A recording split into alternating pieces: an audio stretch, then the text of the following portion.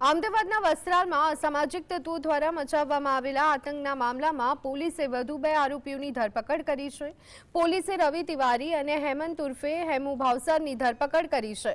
આ પહેલા પોલીસે ગુના સાથે સંકળાયેલા 14 આરોપીઓની ધરપકડ કરી છે। પકડાયેલા બંને આરોપી પૈકી હેમંત ભાવસાર ગેંગના વોન્ટેડ આરોપી પંકજ ભાવસારનો સંબંધી ભાઈ થાય છે। ફરાર આરોપી પંકજ ફોન કરી અને હેમંતને બોલાવ્યો હતો।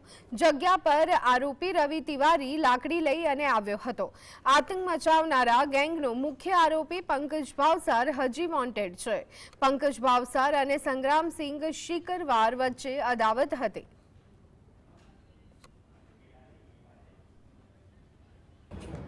રામોલ પોલીસ સ્ટેશન વિસ્તારમાં વસ્ત્રાલમાં જે હોળીના દિવસે રાત્રે ઘટના બનેલી હતી ત્યાં આગળ એની ફરિયાદ નોંધાયા બાદ ટોટલ કુલ 14 આરોપી જેમાં 13 આરોપી અરેસ્ટ કરવામાં આવ્યા હતા અને એક જે સગીર હતો એને ડિટેન કરવામાં આવેલો હતો અને એ લોકોના રિમાન્ડ લેવામાં આવ્યા હતા અને આજરોજ એમના રિમાન્ડ પૂરા થાય છે।